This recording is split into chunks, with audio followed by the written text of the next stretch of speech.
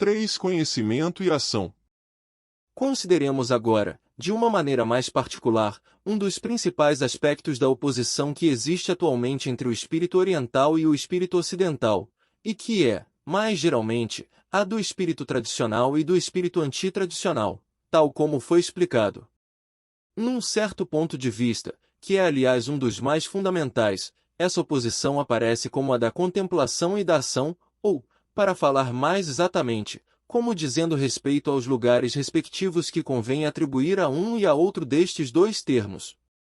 Estes podem, na sua relação, ser encarados de maneiras diferentes, são verdadeiramente dois contrários, como se parece pensar a maior parte das vezes, ou seriam, sobretudo, dois complementares. Ou, melhor ainda, não haverá realmente entre eles uma relação, não de coordenação, mas de subordinação?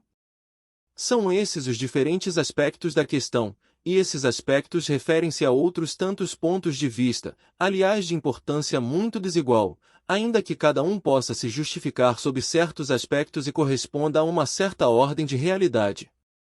Primeiramente, o ponto de vista mais superficial, o mais exterior de todos, é aquele que consiste em opor, pura e simplesmente, a contemplação à ação, como dois contrários no sentido apropriado desta palavra.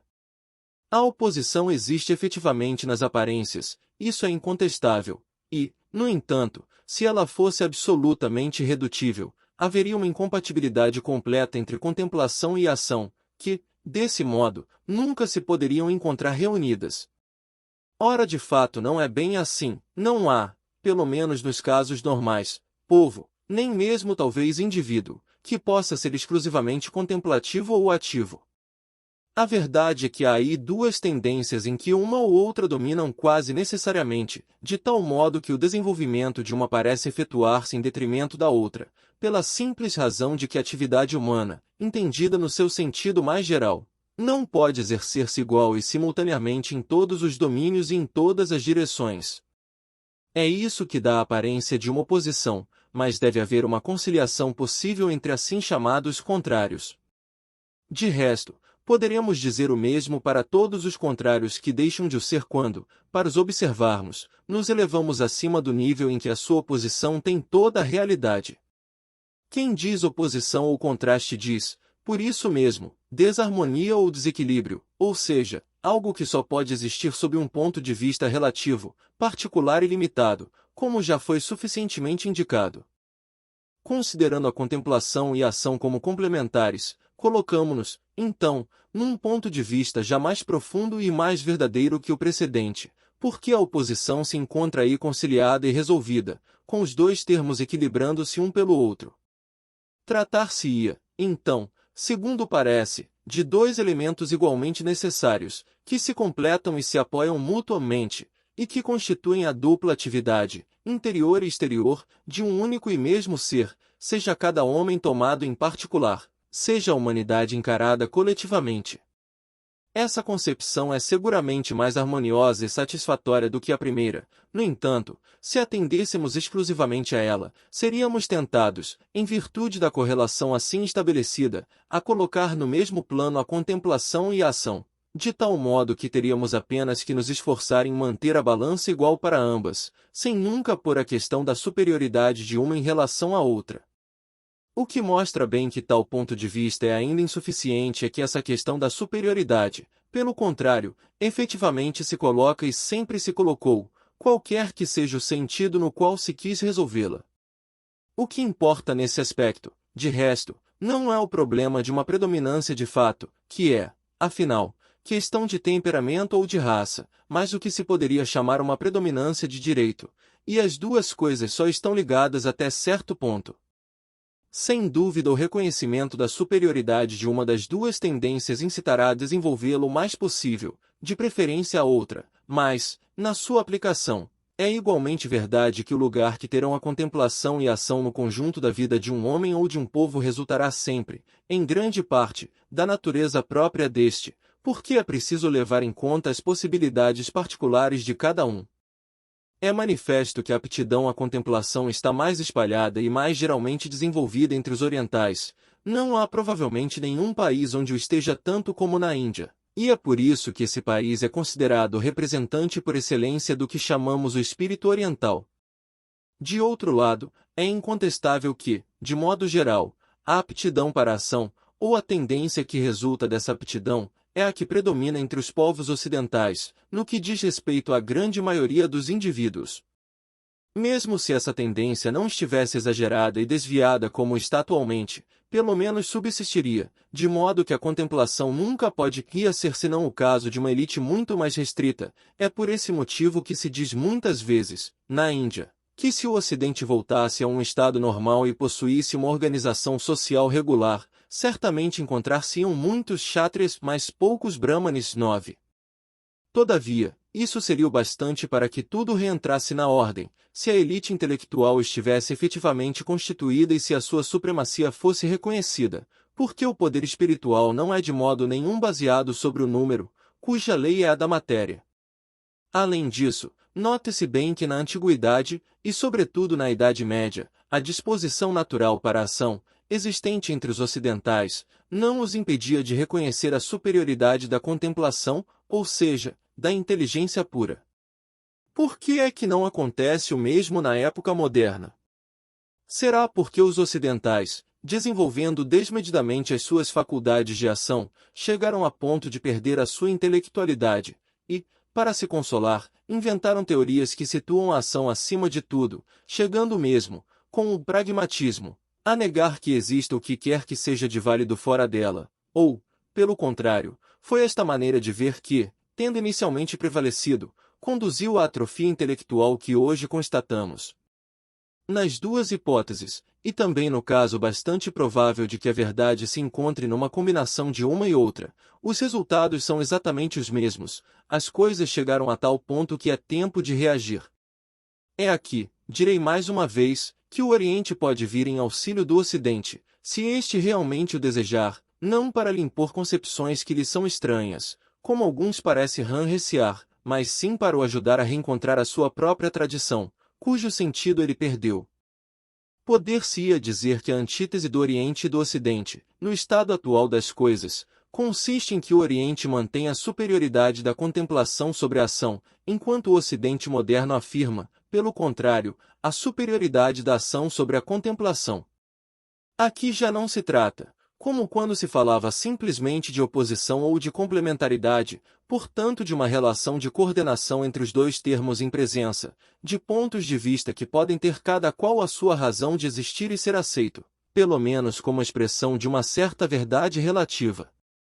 Se se trata de uma relação de subordinação irreversível pela sua própria natureza, as duas concepções são realmente contraditórias, portanto mutuamente exclusivas, de modo que, forçosamente, desde que se admita que há efetivamente subordinação, uma é verdadeira e a outra é falsa. Antes de ir ao fundo da questão, notemos ainda que, enquanto o espírito que se manteve no Oriente é verdadeiramente de todos os tempos, tal como eu disse mais atrás, o outro espírito só apareceu numa época muito recente, o que, além de qualquer outra consideração, já pode fazer pensar que existe qualquer coisa de anormal. Esta impressão é confirmada pelo próprio exagero em que o espírito ocidental moderno cai, seguindo a tendência que lhe é própria, não contente em proclamar em todas as ocasiões a superioridade da ação, chegou a ponto de a tornar sua preocupação exclusiva e de negar todo o valor à contemplação, cuja verdadeira natureza, aliás, ignora ou desconhece inteiramente. Pelo contrário, as doutrinas orientais, sempre afirmando tão claramente quanto possível a superioridade e mesmo a transcendência da contemplação em relação à ação, não deixam de conceder a esta o seu lugar legítimo e reconhecem toda a sua importância na ordem das contingências humanas. 10. As doutrinas orientais e também as antigas doutrinas ocidentais são unânimes em afirmar que a contemplação é superior à ação, como o imutável é superior à mudança. 11. A ação, sendo apenas uma modificação transitória e momentânea do ser, não poderia ter em si mesmo seu princípio e sua razão suficiente, se ela não se liga a um princípio que está além do seu domínio contingente, é apenas pura ilusão. E esse princípio, do qual ela obtém toda a realidade de que é susceptível, a sua existência e mesmo a sua possibilidade, só se pode encontrar na contemplação ou, se preferirmos, no conhecimento, Porque no fundo estes dois termos são sinônimos ou pelo menos coincidentes, não podendo de modo algum ser separados. Igualmente a mudança, na sua acepção mais geral, é ininteligível e contraditória, ou seja, impossível, sem um princípio de que procede e que, pelo fato de ser um princípio, não lhe pode ser submetido, portanto é forçosamente imutável. É por isso que na antiguidade ocidental Aristóteles tinha afirmado a necessidade do motor imóvel de todas as coisas. Essa função de motor imóvel é precisamente a que o conhecimento desempenha em relação à ação. É evidente que esta pertence inteiramente ao mundo da mudança, do devir. Só o conhecimento permite sair desse mundo e das limitações que lhe são inerentes, e quando ele alcança o imutável, o que é o caso do conhecimento principal ou metafísico, que é o conhecimento por excelência, possui ele próprio a imutabilidade, porque todo o conhecimento verdadeiro é essencialmente identificação com o seu objeto.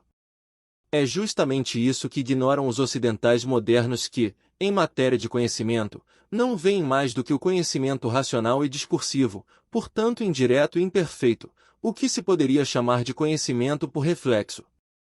E ainda, além disso, apreciam cada vez mais esse conhecimento inferior na medida em que ele pode servir imediatamente para fins práticos, comprometidos na ação a ponto de negar tudo o que a ultrapassa, não percebem que essa ação degenera, assim, por defeito de princípio, numa agitação tão vã como estéril. É realmente esse o caráter mais visível da época moderna, necessidade de agitação incessante, de contínua mudança, de velocidade sempre crescente, como aquela em que se desenrolam os próprios acontecimentos. É a dispersão na multiplicidade, e numa multiplicidade que já não está unificada pela consciência de qualquer princípio superior. Na vida corrente, assim como nos conceitos científicos, é a análise levada ao extremo, a divisão indefinida, uma verdadeira desagregação da atividade humana em todas as ordens em que se exerça, e daí a inaptidão para a síntese, a impossibilidade de qualquer concentração, tão surpreendente aos olhos dos orientais. Essas são as consequências naturais e inevitáveis de uma materialização cada vez mais acentuada, porque a matéria é essencialmente multiplicidade e divisão, e é por isso, digamos de passagem, que tudo o que dela procede só pode engendrar lutas e conflitos de todas as espécies, tanto entre os povos como entre os indivíduos.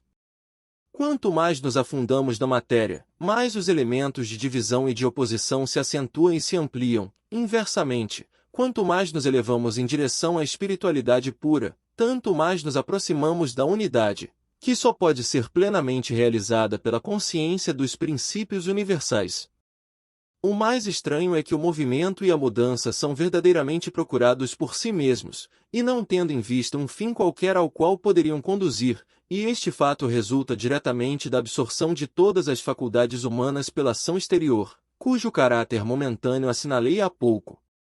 Trata-se ainda da dispersão, vista sob um outro aspecto e num estágio mais acentuado. É, podemos dizer, como uma tendência para a instantaneidade, tendo por limite um estado de puro desequilíbrio que, se pudesse ser atingido, coincidiria com a dissolução final deste mundo, e é ainda um dos sinais mais claros do último período de Kali Yuga. Sob este aspecto, a mesma coisa se produz também na ordem científica. É a pesquisa pela pesquisa, muito mais do que pelos resultados parciais e fragmentários aos quais conduz, é a sucessão cada vez mais rápida de teorias e de hipóteses sem fundamento, que, mal se levantam, desmoronam-se para serem substituídas por outras que durarão ainda menos. É um verdadeiro caos no meio do qual seria inútil procurar alguns elementos definitivamente adquiridos, se não for mesmo uma monstruosa acumulação de fatos e pormenores que nada podem provar ou significar. Refiro-me, bem entendido, ao ponto de vista especulativo, na medida em que ele ainda subsiste, pelo que diz respeito a aplicações práticas,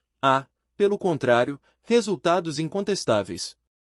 Isso é fácil de compreender, visto que essas aplicações referem-se imediatamente ao domínio material, e que este domínio é precisamente o único em que o homem moderno pode gabar-se de uma superioridade real. Devemos então esperar que estas descobertas, ou melhor, as invenções mecânicas e industriais, vão ainda desenvolver-se e multiplicar-se cada vez mais depressa, até ao fim da idade atual, e quem sabe se, com os perigos de destruição que elas trazem em si mesmas, não serão um dos principais agentes da última catástrofe, se as coisas chegarem a um ponto tal que esta não possa ser evitada? Em todo caso, temos geralmente a impressão de que não existe, no estado atual, nenhuma estabilidade, mas enquanto alguns sentem o perigo e tentam reagir, a maior parte dos nossos contemporâneos deleita-se com esta desordem em que veem uma espécie de imagem exteriorizada da sua própria mentalidade. Existe, efetivamente, uma exata correspondência entre um mundo em que tudo parece estar em puro devir, em que não existe mais nenhum lugar para o imutável e para o permanente, e o estado de espírito dos homens que entendem que toda a realidade consiste neste mesmo devir, o que implica a negação do verdadeiro conhecimento, isto é, dos princípios transcendentes e universais. Podemos mesmo ir mais longe, é a negação de todo o conhecimento real, em qualquer ordem que seja, mesmo no relativo, visto que, como indiquei mais atrás, o relativo é ininteligível e impossível sem o absoluto, o contingente sem o necessário, a mudança sem o imutável, a multiplicidade sem a unidade. O relativismo encerra uma contradição em si próprio, e, quando se quer reduzir tudo à mudança, dever-se-ia chegar logicamente ao ponto de negar a própria existência da mudança. No fundo, era esse o sentido dos famosos argumentos de Zenão de Eleia. É preciso dizer que as teorias deste gênero não são exclusivamente próprias dos tempos modernos, porque não se deve exagerar, podemos encontrar exemplos desses na filosofia grega.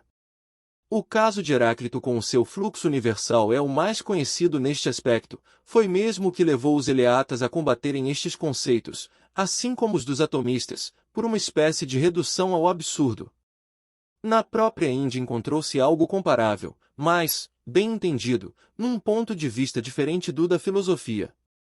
Certas escolas budistas, com efeito, apresentaram também o mesmo caráter porque uma das suas teses principais era a da dissolubilidade de todas as coisas. Ocorre simplesmente que essas teorias eram então apenas exceções, e tais revoltas contra o espírito tradicional, que vem se produzindo durante todo o curso de Kali Yuga, tinham um alcance muito limitado. O que é novo é a generalização de semelhantes concepções, tal como verificamos no Ocidente contemporâneo. Deve-se também notar que as filosofias do devir, sob a influência da ideia muito recente de progresso, assumiram entre os modernos uma forma especial que as teorias do mesmo gênero nunca tiveram entre os antigos. Essa forma, susceptível, aliás, de múltiplas variedades, é o que se pode de modo geral designar pelo nome de evolucionismo. Não voltarei ao que já disse outras vezes acerca deste assunto, lembrarei apenas que todo conceito que só admite o de devir é necessariamente, por isso mesmo, um conceito naturalista, e como tal implica uma negação formal do que está para além da natureza, ou seja, no domínio metafísico, que é o domínio dos princípios imutáveis e eternos. Assinalarei também, a propósito dessas teorias antimetafísicas, que a ideia bersoniana da duração pura corresponde exatamente a essa dispersão na instantaneidade de que falei mais atrás. A pretensa intuição que se modela sobre o fluxo incessante das coisas sensíveis, longe de poder ser o meio de um verdadeiro conhecimento, representa na realidade a dissolução de todo o conhecimento possível. Isso me leva a repetir uma vez mais, porque se trata de um ponto essencial e sobre o qual é indispensável não deixar subsistir nenhum equívoco, que é a intuição intelectual pela qual e só por ela se obtém o verdadeiro conhecimento metafísico nada tem em comum com esta outra intuição de que falam certos filósofos contemporâneos, esta é de ordem sensível, é propriamente de ordem infrarracional, enquanto a outra, que é a inteligência pura, é, pelo contrário, suprarracional. Mas os modernos, que nada conhecem de superior à razão na ordem da inteligência, nem sequer concebem o que pode ser a intuição intelectual, enquanto as doutrinas da antiguidade e da Idade Média, mesmo quando tinham um caráter simplesmente filosófico e, por consequência, não podiam efetivamente apelar para essa intuição, não deixavam de reconhecer expressamente a sua existência e a sua supremacia sobre todas as outras faculdades. É por esse motivo que não houve racionalismo antes de Descartes, isso é coisa especificamente moderna e que é, aliás, estreitamente solidária ao individualismo, visto que é apenas a negação de qualquer faculdade de ordem supra-individual. Enquanto os ocidentais se obstinarem em desconhecer ou em negar a intuição intelectual, não poderão ter qualquer tradição no verdadeiro sentido desta palavra, e não poderão igualmente entender-se com os autênticos representantes das civilizações orientais, nas quais tudo está como suspenso dessa intuição, imutável e infalível em si, e único ponto de partida de qualquer desenvolvimento conforme as normas tradicionais.